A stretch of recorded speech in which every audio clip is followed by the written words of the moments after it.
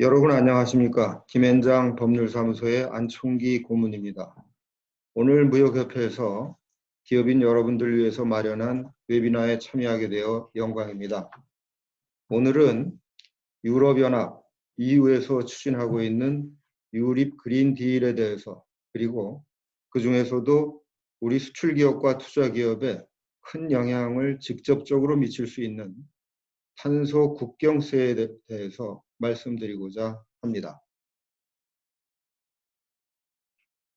말씀드릴 순서는 먼저 유럽 그린 딜이란 무엇인가 하는 거고요. 두 번째로 유럽 그린 딜의 주요 내용, 그리고 유럽 그린 딜의 재정 투자 방안, 그리고 추진 일정, 그리고 탄소 국경세, 그다음에 마지막으로 유럽 그린 딜의 추진 전망과 우리의 대응 방향의 순서로 말씀을 드리겠습니다.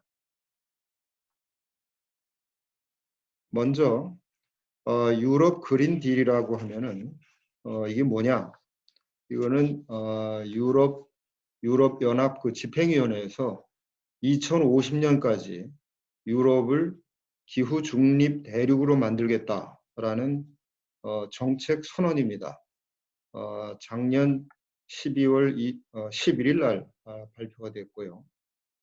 기후 중립이라는 말이 나오는데, 기후 중립은 온실가스의 그 순 배출량을 제로, 0이 되는 수준으로 만들겠다, 이런 그 목표입니다.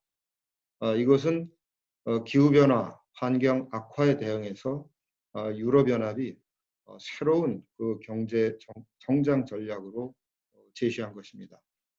그 내용 중에는 자원과 분리된 순환경제, 즉 자원을 새로이 투입하지 않고 재활용하면서도 경제 성장을 이루겠다 하는 이 순환경제를 추구하겠다는 내용이 들어있고, 또 그린딜 시행을 위해서 약 50개의 행동계획을, 그 행동계획에 대한 로드맵을 제시를 했습니다. 그래서 금년 2020년부터 내년까지 구체 방안들을 마련해서 제시하겠다, 이런 계획을 발표를 하고 있습니다. 이런 그 유럽 그린 딜은 작년 12월 달에 출범한 유럽 연합의 그 신지도부의 강력한 의지가 반영되어 있는 것이고, 또 신지도부의 정치적 공약이라고 할 수가 있습니다. 그리고 기후 환경에서의 도전을 오히려 기회로 반전시켜서 유럽의 경쟁력의 우위를 확보하고 세계를 선도해 나가겠다 하는 시도라고 볼 수가 있겠습니다. 유럽 집행위원회는 작년 12월에 이 그린딜 정책을 발표한 후에 금년 3월 4일에 유럽 기후법이라는 법안을 제안을 했습니다. 그래서 이 내용은 2050년까지 탄소 제로 유럽을 만들겠다, 이 목표에 대해서 최초로 법적인 강제력을 부여하겠다는 내용입니다. 그 안에는 2030년까지 온실가스 감축 목표를 기존에는 1996년에 40%를 2030년까지 감축하겠다, 이렇게 돼 있던 거를 50 내지 55%로 그 감축 목표를 굉장히 그 상향한 그런 내용이 들어있고, 또 2023년부터는 매 5년마다 유럽연합 전체, 그리고 EU 회원국이 취하는 조치에 대해서 이 기후 중립 목표에 과연 적합한가, 이런 평가를 5년마다 하겠다는 내용이 또한 들어 있습니다. 집행위는 또한 이것과는 별도로 탄소 국경세 조정 제도를 도입하겠다는 내용을 발표를 했습니다. 이 탄소 국경세에 대해서는 뒤에서 조금 더 자세히 설명을 드리겠습니다. 그 유럽 그린딜의 주요 내용을 보면 7개 정책 분야로 구분해서 각각에 대해서 로드맵을 제시를 하고 있습니다. 제일 첫 번째가 역시 그 온실가스에 대한 거기 때문에 청정 에너지에 대한 것입니다. 그래서 유럽에서 평가를 자신들이 하기에는 에너지 생산 소비에서 온실가스 배출의 75%가 나오더라, 이런 그 평가를 하고 있고, 그래서 신재생 에너지, 그다음에 에너지 시장 통합, 디지털화해서 에너지 효율성을 높이고 이렇게 해가지고 청정 에너지를 확대해 나가겠다라는 내용이 제일 먼저 들어 있습니다. 두 번째는 이제 지속 가능 산업입니다. 이 EU의 산업은 온실가스 배출량의 약 20%를 차지하고 있는데, 이 산업 분야에서 온실가스를 저감시키고 또 원료의 재활용률을 제고를 해서 이 산업 분야에서도 그린딜의 주요 목표를 상당히 달성하겠다 하는 이런 방안을 제시하고 있습니다. 이미 그 지난달 3월 달에 신산업 전략, 또 순환 경제 방안 등에 대해서 별도로 발표를 한 바가 있습니다. 세 번째 분야는 이 건물, 그리고 그 건물의 개보수, 레노베이션에 대한 것입니다. 그 유럽 그린 딜에서는 이 건물에 대해서도 상당히 강조를 하고 있는데, 그 이유는 건물에서 EU 에너지 소비의 40%를 차지하고 있다, 이런 판단에서 근거한 겁니다. 그래서 건물의 에너지 효율 강화를 위해서 오래된 건물들은 전체적으로 이 에너지 효율성을 높이는 그 레노베이션을 추진하는 사업을 하겠다 해서 금년 중에 이 신 레노베이션 이니셔티브를 계획을 마련해서 발표하겠다, 이렇게 하고 있습니다. 네 번째 분야는 수송 분야입니다. 그 수송 분야는 유럽의 그 온실가스 배출의 25%를 차지하고 있다고 하는데요. 2050년 그 목표 연도까지 이 수송 분야에서 온실가스 배출을 90%를 감축하겠다라는 것을 목표로 하고 있습니다. 그래서 금년 중에 스마트 모빌리티 전략을 수립해가지고 발표를 하겠다, 이렇게 하고 있습니다. 다섯 번째, 생물 다양성, 생태계 보호 분야입니다. 이 분야에 대해서도 금년 4월, 이번 달이 되겠네요. 이번 달에 전략을 마련해서 발표를 하겠다고 하고 있고, 여섯 번째로 이제 친환경 식품 분야입니다. 용어를 farm to fork라는 용어를 만들어서 쓰고 있는데, 식품이 이제 농장에서 시작이 되어가지고 식탁에 오를 때까지 그 전 분야에서 어떻게 하면은 친환경적으로 또 유럽의 그린딜, 이 온실가스를 축소하는 방향으로 준비할 수 있나 하는 부분에 대한 연구입니다. 그래서 이것도 4월 달에 정책 방안을 마련해서 발표하겠다고 하고 있습니다. 마지막으로 이제 오염, 폴루션에 대한 것입니다. 이 분야는 모든 부분의 이제 폴루션, 공기, 물, 토양에 대해서 이제 제로 오염으로 만들겠다 해서 이 분야는 내년까지 계획을 만들 예정에 있습니다. 다음은 이 유럽 그린딜을 이제 추진을 하려면 상당히 많은 이제 돈이 필요하게 되는데, 이 돈은 어떻게 조달할 거냐 하는 거에 대해서 유럽 그린딜에서 제시하고 있는 내용을 말씀을 드리겠습니다. 유럽 집행위원회는 이 목표 달성을 위해서 2030년 목표 달성을 위해서도 향후 10년간 거의 매년 2,600억 유로 정도가 필요하다, 이렇게 판단을 내리고 있고요.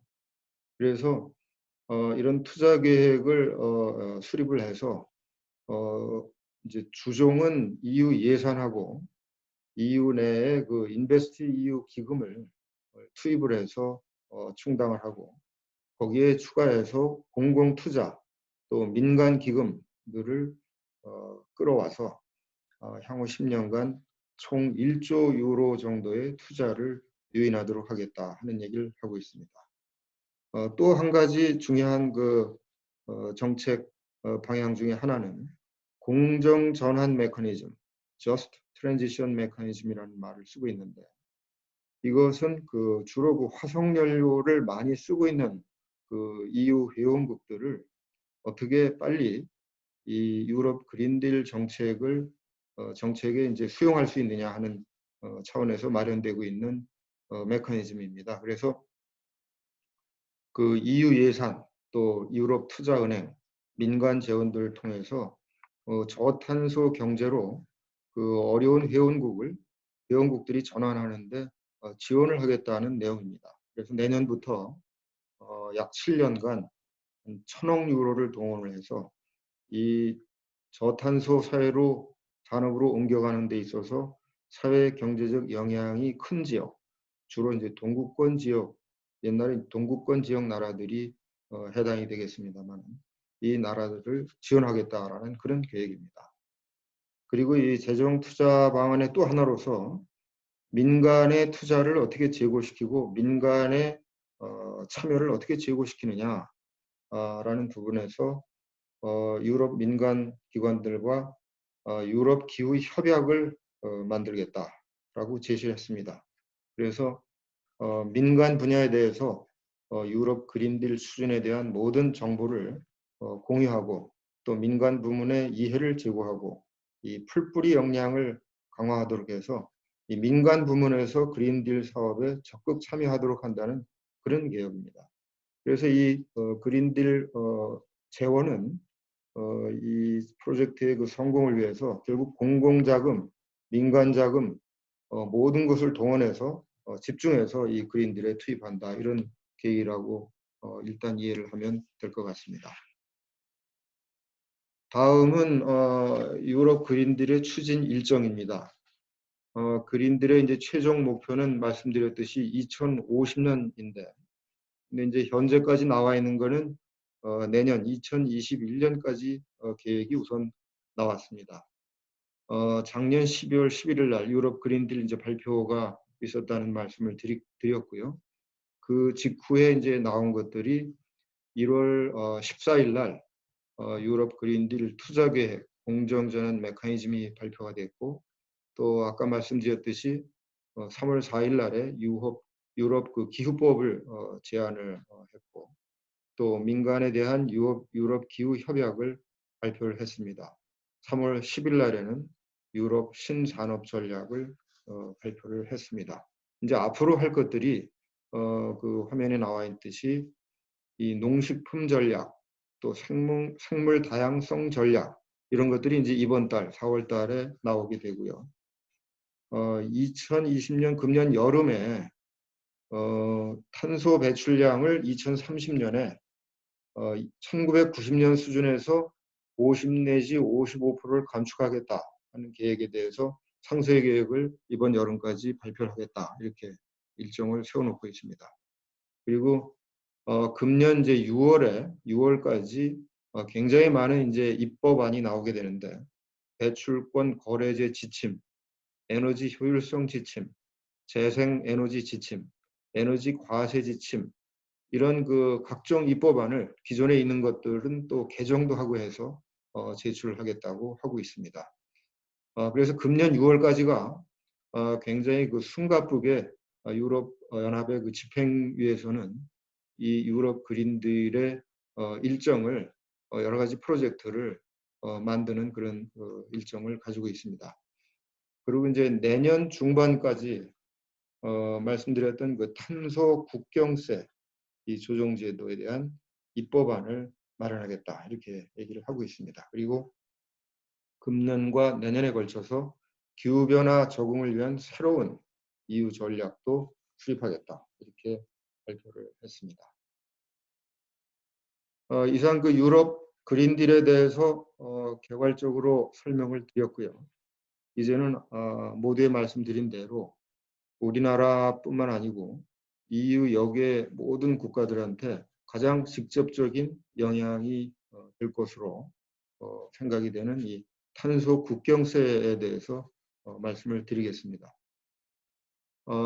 이 탄소 국경세는 유럽연합이 자기들 외의 국가들이, 자기들 역의 국가들이 온실가스 저감 조치를 자기들보다 덜 하게 되는 데 대해서 그 격차가 발생하면은 그 문제는 어떻게 대응하느냐 하는 부분에 대한 이야기입니다. 그래서 EU 그 여계에서 이 사람들은 탄소 누출이라는 말, 카본 리키지라는 말을 쓰고 있는데 유럽 내에서는 탄소를 계속 저감시키는데 유럽 밖에서는 탄소가 계속 나오고 있다 하는 현상에 대해서 이걸 최대한 통제해야 되겠다라는 뜻이 한 가지 있고 또 하나는 이 온실가스를 발생시키면서 생산을 하는 제품 그렇게 해서 싸게 생산하는 제품이 유럽 시장에 들어오게 되면 이거는 일종의 덤핑이다. 그래서 이걸 카본 덤핑이라고 이름을 붙이고 이렇게 되면 이런 카본 덤핑 제품 때문에 유럽 영내에 있는 산업은 피해를 본다. 그래서 이걸 불공정하다. 이렇게 자기들은 간주를 하고 있고 그래서 여기에 대해서 대응을 하겠다라는 그런 내용이 되겠습니다. 그래서 그 내용은 결국 이제 탄소세를 부과해서 국경을 넘어서 들어올 때 이 카본 텍스를 부과해서 여계 지역의 탄소 배출이 격차가 있는 거를 나름대로 조정을 하겠다 이런 생각을 하고 있는 것입니다. 그리고 여기에 대해서 이제 구체적인 방안을 마련해서 내년 6월까지 법안을 다 마련하는 걸로 이렇게 목표를 지금 삼고 있습니다. 그리고 이 문제가 WTO 통상협정에 문제가 될 수도 있기 때문에 이 탄소 배출 가격을 정확히 그 반영하는 메커니즘을 만들어서 WTO 규정에도 합치하도록 그런 방향을 만들겠다. 현재로서는 그렇게 얘기를 하고 있습니다. 그리고 이 탄소세가 이제 국가별로 탄소 누출액을 측정을 해가지고 국가별로 부과할 수도 있겠고 또 국가 내에서도 산업 분야별로 할 수도 있는데 현재까지 지금 거론되고 있는 방안은 특정 산업 분야부터 실시할 가능성이 많다 이렇게 얘기가 되고 있고 지금 정식으로 발표한 건 아닙니다만 철강, 화학, 시멘트 뭐 이런 부분이 우선 대상으로 되지 않겠느냐 하는 내용이 언론에도 거론되고 있습니다. 그래서 이 탄소 국경세는 과연 이게 WTO 협정에 합치할 건가 하는 문제가 있고 이 부분은 국제적으로도 논쟁이 될 소지가 대단히 많습니다. WTO 협정에는 여기와 관련된 여러 가지 규정을 들 수가 있는데 우선 뭐 그 최국 대우하고 내국민 대우 이 동종 상품에 대해서 이 MFN하고 NT를 적용해야 된다는 것은 대원칙이고 WTO 협정 여러 협정에 산재돼서 이 원칙이 강조가 되고 있는데 탄소를 기준으로 해서 동종 상품이 아니다라고 얘기할 수가 있을지 하는 문제가 있겠습니다.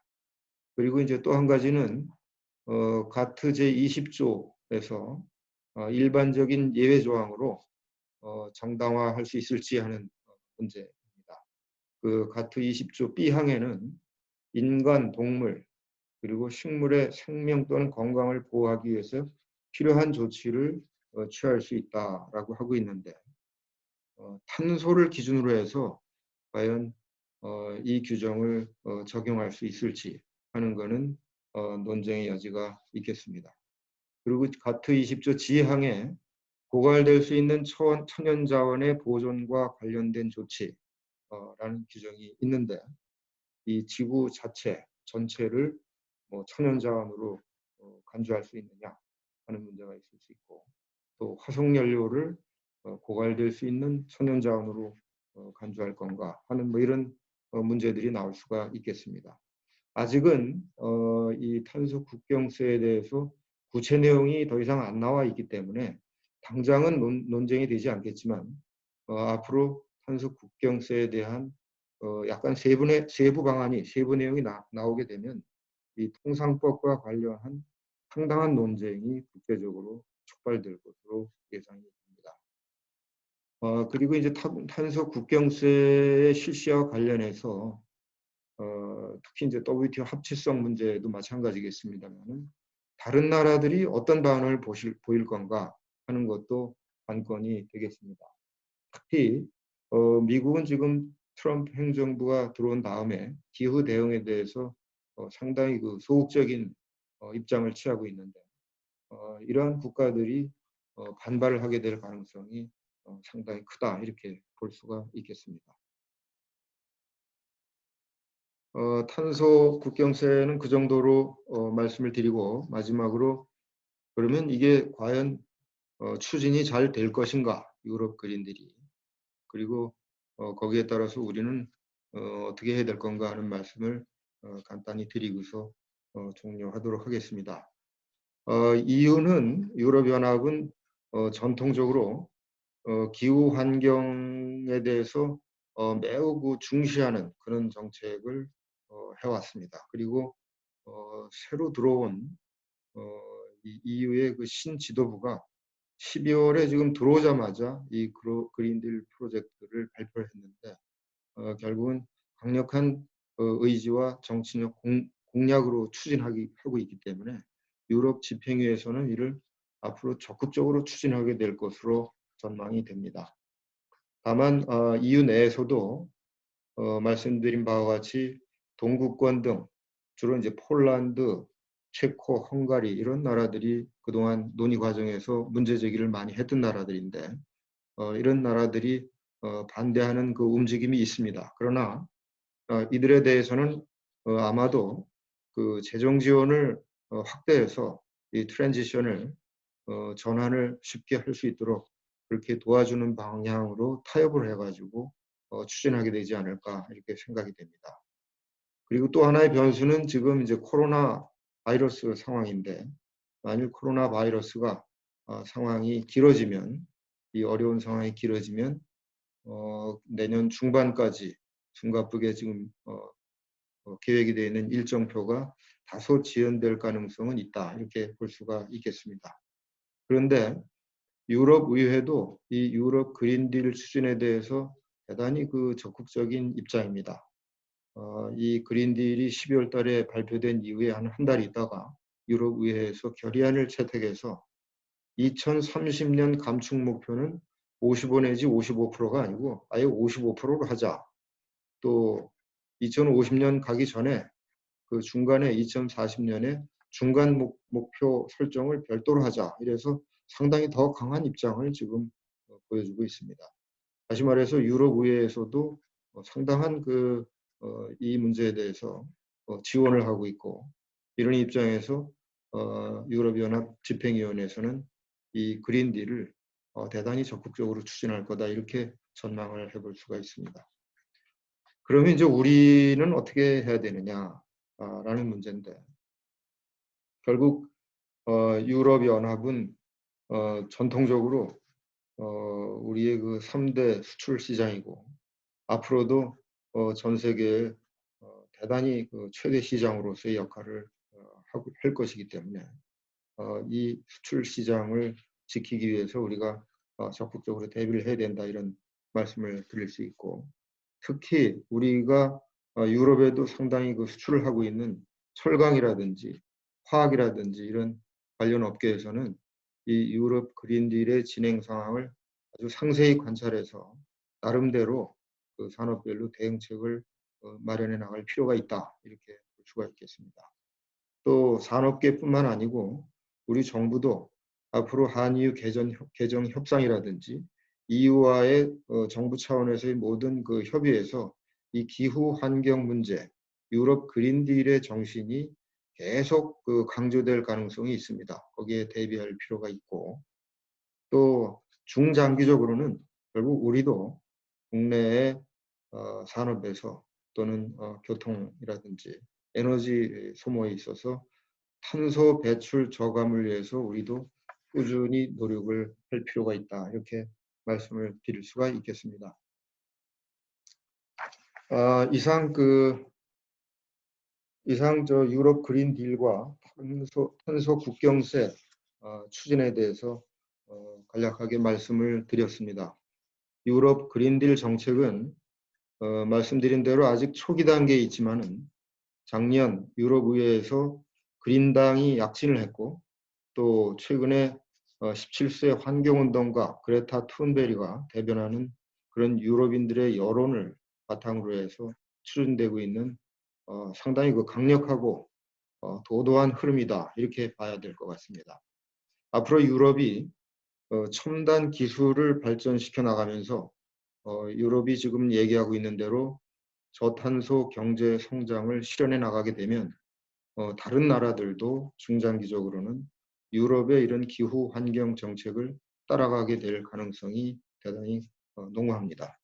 그래서 우리로서는 말씀드린 대로 우리에게는 아주 큰 무역 상대인 그 유럽의 시장을 지켜야 되고 또 과거 유럽의 화학물질 정책의 경우에 있어서와 마찬가지로 유럽의 이러한 기후 환경 정책이 우리나라의 정책에도 영향을 미칠 가능성이 상당히 앞으로 있다. 이런 점도 생각을 해야 될 것입니다. 또 다른 한편으로는 우리도 이제는 나름대로 지구 환경 보존에 적극 기여해야 한다는 그런 당위성도 있습니다. 그래서 우리 업계에서도 이러한 점들을 충분히 고려해서 유럽의 그린딜 정책과 또 탄소 국경세 도입 등의 그 시행 과정을 상세히 관찰하면서 여기에 대해서 대비해 나가야 된다고 생각이 됩니다. 여기까지 김현장 법률사무소의 안총기 고문이었습니다. 시청해 주신 여러분들께 감사드립니다. 감사합니다.